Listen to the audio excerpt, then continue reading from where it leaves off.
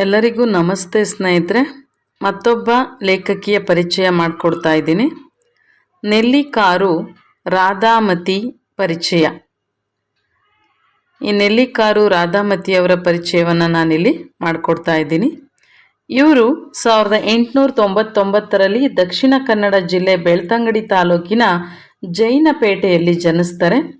ಪ್ರಾಥಮಿಕ ಮತ್ತು ಪ್ರೌಢ ಶಿಕ್ಷಣವನ್ನು ಪುತ್ತೂರಿನಲ್ಲಿ ಮುಗಿಸ್ಕೊಳ್ತಾರೆ. ಬಾಲ್ಯದಲ್ಲೇ ದೇವಸ್ತುತಿ, ಭಜನೆ, ಸೋಬಾನೆ ಪದಗಳನ್ನು ರಚಿಸೋದ್ರಲ್ಲಿ ಇವರು ಮಗ್ನರಾಗಿರ್ತಾರೆ. ಇವರು ಕರ್ನಾಟಕ ಕೇಸರಿ ಅನ್ನುವಂತಹ ಒಂದು ಪತ್ರಿಕೆ, ಕನ್ನಡ ಸಹಕಾರಿ ಅನ್ನುವಂತಹ ಪತ್ರಿಕೆಗಳಿಗೆ ಜೈನ ಮಹಿಳೆ ನೆಲ್ಲಿಕಾರು ಎಂಬ ಅಂಕಿತದಲ್ಲಿ ಕೆಲವು ಕವನಗಳನ್ನು ಕಳಿಸ್ಕೊಡ್ತಾರಂತೆ. ಅದ್ರ ಮುಖಾಂತರ ಕವನಗಳನ್ನು ಪ್ರಕಟಿಸಿರೋದನ್ನು ನೋಡ್ಬೋದಾಗಿದೆ. ಮತ್ತು ಭಾಮಿನಿ ಷಟ್ಪದಿಯಲ್ಲಿ ಅನಂತಮತಿ ಚರಿತ್ರೆ ಅನ್ನುವಂತಹ ಒಂದು ಕೃತಿಯನ್ನು ಬರೆದಿದ್ದಾರೆ. ಇವ್ರ ಕಾವ್ಯನಾಮ ಲಕ್ಷ್ಮೀಬಾಯಿ ಎನ್ನುವಂತಹ ಕಾವ್ಯನಾಮದಲ್ಲಿ ಕರ್ನಾಟಕ ಕೇಸರಿ ಎನ್ನುವಂಥ ಪತ್ರಿಕೆಯಲ್ಲಿ ಇವರು ಹೊರ ತಗೊಂಡು ಬರ್ತಾರಂತೆ ಈ ಅನಂತಮತಿ ಚರಿತ್ರೆ ಅನ್ನುವಂತಹ ಒಂದು ಕೃತಿಯನ್ನು. ಇವರು ಜಯಕುಮಾರ ಚರಿತೆ, ನೀಲಿಕುಮಾರಿ ಚರಿತೆ, ಉದ್ದಾಯನ ಚರಿತೆ, ಇವ್ರ ಕೃತಿಗಳು ಜಯಕುಮಾರ ಚರಿತೆ, ನೀಲಿಕುಮಾರಿ ಚರಿತೆ, ಉದ್ದಾಯನ ಚರಿತೆ, ವರ್ಧಮಾನ ಪುರಾಣ ಇವರು ರಚಿಸಿರುವಂತಹ ಕೃತಿಗಳು. ಇದಿಷ್ಟು ಈ ನೆಲ್ಲಿಕಾರು ರಾಧಾಮತಿಯವರ ಪರಿಚಯ. ನಮಗೆ ಕೆಲವು ಲೇಖಕಿಯರ ಹೆಸರೇ ಗೊತ್ತಿರಲ್ಲ ಸ್ನೇಹಿತರೆ, ಆದರೆ ಅವರ ಕೃತಿಗಳನ್ನ ಕೇಳ್ಬಿಟ್ಟು ಪ್ರಶ್ನೆ ಬಂದಾಗ ನಾವು ಅವ್ರು ಯಾರೋ ಗೊತ್ತಿಲ್ವಲ್ಲ, ನೋಡಿಲ್ವಲ್ಲ ಅಂತ ಅಂದ್ಕೊಳ್ತೀವಿ. ಹಾಗಾಗಿ ನಾನು ಇವ್ರ ಪರಿಚಯವನ್ನು ಇಲ್ಲಿ ಮಾಡಿಕೊಡ್ತಾ ಇದ್ದೀನಿ. ನೆಲ್ಲಿಕಾರು ರಾಧಾಮತಿ. ಇವ್ರ ಕೃತಿಗಳು ಜಯಕುಮಾರ ಚರಿತೆ, ನೀಲಿಕುಮಾರಿ ಚರಿತೆ, ಉದ್ದಾಯನ ಚರಿತೆ, ವರ್ಧಮಾನ ಪುರಾಣ ಅನ್ನುವಂಥವು. ಈಕೆ ಜೈನ ಮಹಿಳೆ ನೆಲ್ಲಿಕಾರು ಅನ್ನುವಂತಹ ಒಂದು ಅಂಕಿತದಲ್ಲಿ ಹಲವಾರು ಕವನಗಳನ್ನು ಕೂಡ ರಚಿಸಿದ್ದಾರೆ ಅಂತ ನೋಡ್ಬೋದಾಗಿದೆ. ಮುಂದುವರೆದು ನಾನು ತಿರುಮಲೆ ರಾಜಮ್ಮನವರ ಪರಿಚಯವನ್ನು ಇಲ್ಲಿ ಮಾಡಿಕೊಡ್ತಾ ಇದ್ದೀನಿ. ತಿರುಮಲೆ ರಾಜಮ್ಮನವರು 20 ನವೆಂಬರ್ 1900ರಂದು ತುಮಕೂರಿನ ತೆಲುಗು ಭಾಷಿಕ ಕುಟುಂಬದಲ್ಲಿ ಇವರು ಜನಿಸ್ತಾರೆ. ಬೆಳವಸಿರಿ ಮೊಳಕೆಯಲ್ಲೇ ಅನ್ನೋ ರೀತಿಯಲ್ಲಿ ಬಾಲ್ಯದಲ್ಲೇ ನಾಟಕ, ಹಾಡುಗಳಲ್ಲಿ ಇವ್ರಿಗೆ ಆಸಕ್ತಿ ಇರುತ್ತೆ. 13ನೇ ವಯಸ್ಸಿನಲ್ಲಿ ತಿರುಮಲೆ ತಾತಾಚಾರ್ಯ ಅನ್ನುವಂಥವ್ರನ್ನ ಇವರು ಮದುವೆ ಆಗ್ತಾರೆ.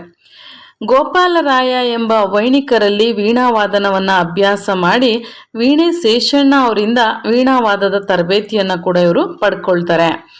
ನಂತರ ಇವ್ರಿಗೆ ಬೆಂಗಳೂರಿನಲ್ಲಿ 1919ರಲ್ಲಿ ಅಮೇಚೂರು ನಾಟಕ ಸಂಘದವರು ಲಲಿತ ಕಲಾ ಸಮ್ಮೇಳನ ಸ್ಪರ್ಧೆಯನ್ನು ಏರ್ಪಡಿಸಿರ್ತಾರೆ. ಅಲ್ಲಿ ನಾಟಕಗಳನ್ನು ಆಹ್ವಾನಿಸಿರ್ತಾರೆ. ಸುಖ ಮಾರ್ಗ ಅನ್ನುವಂಥ 3 ಅಂಕಗಳ ನಾಟಕವನ್ನು ಇವರು ಬರೆದು ಬಹುಮಾನವನ್ನು ಪಡ್ಕೊಳ್ತಾರೆ. ಅಲ್ಲಿಂದ ಇವರ ನಾಟಕ ರಚನೆ ಆರಂಭ ಆಯಿತು ಅಂತ ಹೇಳ್ಬೋದಾಗಿದೆ. ಸುಖ ಮಾರ್ಗ ಅನ್ನುವಂಥ ನಾಟಕ 3 ಅಂಕಗಳಲ್ಲಿ ಇದು ಬರೆದಿರ್ತಾರೆ. ಮತ್ತು ಭಾರತೀ ಪುತ್ರಿ ಎಂಬ ಹೆಸರಿನಲ್ಲಿ ಸ್ವರಾಜ್ಯ ಪರಿಷತ್ ಎಂಬ ಕವನವನ್ನು ತಿಲಕ ಸಂದೇಶ ಪತ್ರಿಕೆಗೆ ಇವರು ಕಳಿಸ್ಕೊಡ್ತಾರೆ. ಭಾರತೀ ಪುತ್ರಿ ಅಂತ ಹೆಸರಲ್ಲಿ ಸ್ವರಾಜ್ಯ ಪರಿಷತ್ ಅನ್ನುವಂಥ ಕವನವನ್ನು ತಿಲಕ ಸಂದೇಶ ಅನ್ನುವಂಥ ಪತ್ರಿಕೆಗೆ ಕಳಿಸ್ಕೊಡ್ತಾರೆ. ಅವತ್ತಿನಿಂದ ಅಲ್ಲಿ ಭಾರತಿ ಎಂಬ ಹೆಸರಿನಲ್ಲಿ ಆ ಕವನ ಪ್ರಕಟ ಆಗುತ್ತೆ.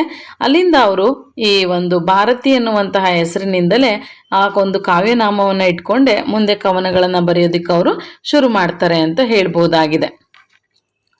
ಇನ್ನು 1924ರಲ್ಲಿ ಬೆಳಗಾವಿ ಕಾಂಗ್ರೆಸ್ ಅಧಿವೇಶನದಲ್ಲಿ ವೀಣೆಯನ್ನು ನುಡಿಸಿ ಮಹಾತ್ಮ ಗಾಂಧಿಯವರಿಂದ ಕೂಡ ಇವರು ಪ್ರಶಂಸೆಯನ್ನು ಪಡ್ಕೊಂಡಿರ್ತಾರೆ ಅಂತ ನಾವು ನೋಡ್ಬೋದಾಗಿದೆ. ಇವರ ತಮ್ಮ ಪತಿ ತೀತಾ ಶರ್ಮಾ ಅವ್ರ ಜೊತೆ ಸೇರಿಕೊಂಡು ವಿಶ್ವ ಕರ್ನಾಟಕ ಅನ್ನುವಂಥ ಪತ್ರಿಕೆಯನ್ನು ಇವರು ಮುನ್ನಡೆಸ್ತಾರೆ. ಆ ನಂತರ ಕವಿ ರವೀಂದ್ರರ ನಾಟಕವನ್ನು ದೃಢ ಪ್ರತಿಜ್ಞೆ ಅನ್ನುವಂಥ ಹೆಸರಿನಲ್ಲಿ ಕನ್ನಡಕ್ಕೆ ತಗೊಂಡು ಬರ್ತಾರೆ. ಕವಿ ರವೀಂದ್ರರ ನಾಟಕ ದೃಢ ಪ್ರತಿಜ್ಞೆ ಅನ್ನುವಂಥದ್ದನ್ನು ಕನ್ನಡಕ್ಕೆ ತರ್ತಾರೆ. ಇನ್ನು ರಾಷ್ಟ್ರಶಕ್ತಿಯ ವಿರೂಢಾಪಧಾರಿ ನಮೋ, ರಾಷ್ಟ್ರ ರಚನಾ ಚತುರ, ವಿಶ್ವ ಸಾಮ್ರಾಜ್ಯದ ಕಿರೀಟಧಾರಿ ನಮೋ ಅಂತ ಹೇಳಿ, ಜೈ ಭಾರತ ಭೂವಿಗೆ ಮಾತೆಗೆ ಜೈ ಪಾವನ ಮೂರ್ತಿ ಜೈ ಅಂತ ಹೇಳಿ ಹಲವಾರು ದೇಶಭಕ್ತಿ ಗೀತೆಗಳನ್ನು ಕೂಡ ಇವರು ಬರೆದಿದ್ದಾರೆ. ಮತ್ತು ತಮ್ಮ ಪತಿ ತೀತಾ ಶರ್ಮಾರವ್ರ ಜೊತೆ ಸೇರಿಕೊಂಡು ಇವರು ಶಿಲಾಶಾಸನಗಳ ಅಧ್ಯಯನ ಮತ್ತು ಅನ್ವೇಷಣೆಯಲ್ಲೂ ಕೂಡ ತೊಡಗಿದ್ರು ಅಂತ ಹೇಳ್ಬೋದಾಗಿದೆ. ಇವರು ಸಂಶೋಧನೆ ಮಾಡಬೇಕಾದಾಗ ದೇವನ ಕೋಟೆಯಲ್ಲಿ ಒಂದು ಶಾಸನದಲ್ಲಿನ ವೀರಸತಿ ದೇಕಬೆ ಸಹಗಮನದ ಕಥೆಯನ್ನು ಆಧರಿಸಿ ಮಹಾಸತಿ ಅಂತ ಹೇಳಿ ಇವರು ಒಂದು ನಾಟಕವನ್ನು ಬರೀತಾರೆ. ಮಹಾಸತಿ ಎನ್ನುವಂತಹ ಒಂದು ನಾಟಕ ಇದು ಮಾಸ್ತಿ ಕಲ್ಲಿನ ಒಂದು ಕಥೆಯನ್ನು ಆಧರಿಸಿ ಬರೆದದ್ದು. ಇವರ ಇತರ ನಾಟಕಗಳು ತಪಸ್ವಿನಿ, ಮಹಾಸತಿ, ವಾತ್ಸಲ್ಯ ತರಂಗ ಲೀಲೆ ಅಂತ ಹೇಳಿ ಕೆಲವು ನಾಟಕಗಳನ್ನು ಬರೆದಿರೋದನ್ನ ನೋಡ್ಬೋದಾಗಿದೆ. ಇವ್ರಿಗೆ ಆತ್ಮೀಯರಾಗಿದ್ದಂತಹ ಪ್ರಖ್ಯಾತ ನಾಟಕಕಾರರಾದಂಥ ಕೈಲಾಸಂ ಅವರು ಅದ್ಭುತ ಮೇಧಾವಿ ವ್ಯಕ್ತಿತ್ವವನ್ನು ಕೂಡ ಇವರು ಪರಿಚಯಿಸ್ಕೊಳ್ತಾರೆ. ಅದ್ರ ಜೊತೆಗೆ ಇವ್ರ ಗುರುಗಳು ವೀಣೆ ಶೇಷಣ್ಣನವರ ವ್ಯಕ್ತಿತ್ವ ಕೂಡ ಇವರಿಗೆ ಪರಿಚಯ ಇರುತ್ತೆ ಅಂತ ನೋಡ್ಬೋದಾಗಿದೆ. ಶಿವಮೊಗ್ಗದಲ್ಲಿ 1943ರಲ್ಲಿ ನಡೆದಂಥ ಸಾಹಿತ್ಯ ಸಮ್ಮೇಳನದಲ್ಲಿ ಮಹಿಳಾ ಗೋಷ್ಠಿ ಅಧ್ಯಕ್ಷತೆಯನ್ನು ಇವರು ವಹಿಸ್ಕೊಂಡಿರ್ತಾರೆ. 1968ರಲ್ಲಿ ಕರ್ನಾಟಕ ರಾಜ್ಯ ಸಾಹಿತ್ಯ ಅಕಾಡೆಮಿ ಪ್ರಶಸ್ತಿ ಇವರಿಗೆ ಬರುತ್ತೆ. ನಂತರ ಹಲವಾರು ಹೆಸರಾಂತ ಸಾಹಿತಿಗಳು, ಸಂಗೀತಗಾರರು ಸೇರಿ 1972ರಲ್ಲಿ ಭಾರತೀ ಸನ್ಮಾನ ಸಮಿತಿಯಿಂದ ಅದ್ದೂರಿಯಾದ ಸನ್ಮಾನವನ್ನು ಕೂಡ ಇವರಿಗೆ ಮಾಡ್ತಾರೆ ಅಂತ ಹೇಳ್ಬೋದಾಗಿದೆ. ಇವ್ರಿಗೆ ಈ ಒಂದು ಕರ್ನಾಟಕ ಲೇಖಕಿಯರ ಸಂಘ ಭಾರತಿ ಎನ್ನುವಂಥ ಅಭಿನಂದನಾ ಗ್ರಂಥವನ್ನು ಕೂಡ ಸಮರ್ಪಿಸಿದೆ.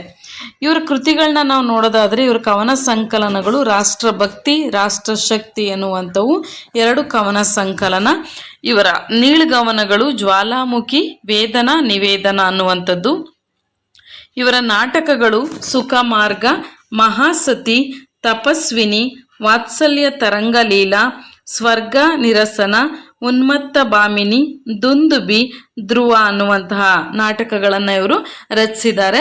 ನಾನು ಆಗಲೇ ಹೇಳಿದಾಗೆ ಇವರು ಕೈಲಾಸಂ ಮತ್ತು ವೀಣೆ ಶೇಷಣ್ಣನವರ ಜೀವನ ಚಿತ್ರಣವನ್ನು ತಿಳ್ಕೊಂಡಿದ್ರು. ಅವರ ಜೀವನ ಚಿತ್ರಗಳನ್ನು ಬರೆದಿದ್ದಾರೆ. ಆರ್ಯ ಕೈಲಾಸಂ ಅಂತ ಹೇಳಿ, ವೀಣೆ ಶೇಷಣ್ಣ ಅಂತ ಹೇಳಿ ಅವರಿಬ್ಬರ ಬಗ್ಗೆ ಜೀವನ ಚಿತ್ರಗಳನ್ನು ಕೂಡ ಇವರು ರಚಿಸಿದ್ದಾರೆ. ಇವರ ಹೆಸರು ತಿರುಮಲೆ ರಾಜಮ್ಮ ಅಂತ ಹೇಳಿ. ಭಾರತಿ ಎನ್ನುವಂಥದ್ದು ಇವರ ಕಾವ್ಯನಾಮ. ಇವ್ರಿಗೆ ಬಂದಿರೋ ಅಭಿನಂದನಾ ಗ್ರಂಥ ಕೂಡ ಭಾರತಿನೇ. ತೀತಾ ಶರ್ಮಾ ಅವರ ಪತ್ನಿಯವರು. ಈ ತೀತಾ ಶರ್ಮಾ ಅವ್ರಿಗಿದ್ದಂತಹ ಬಿರುದು ಕನ್ನಡ ವಕ್ಕಿ ಎನ್ನುವಂಥ ಬಿರುದನ್ನು ತೀತಾ ಶರ್ಮಾ ಅವರು ಹೊಂದಿದ್ರು ಅಂತ ನಾವು ನೋಡ್ಬೋದಾಗಿದೆ. ಇದಿಷ್ಟು ಇವತ್ತಿನ ಒಂದು ಪರಿಚಯದಲ್ಲಿ ನಾನು ಇಬ್ಬರು ಲೇಖಕಿಯರು ನೆಲ್ಲಿಕಾರು ರಾಧಾಮತಿ, ತಿರುಮಲೆ ರಾಜಮ್ಮನವರ ಪರಿಚಯವನ್ನು ಮಾಡಿಕೊಟ್ಟಿದ್ದೀನಿ ಸ್ನೇಹಿತರೆ. ಮುಂದಿನ ಒಂದು ವಿಡಿಯೋದಲ್ಲಿ ಮತ್ತೊಬ್ಬ ಲೇಖಕಿ ಪರಿಚಯವನ್ನು ಮಾಡ್ಕೊಳ್ತೀನಿ. ಧನ್ಯವಾದಗಳು.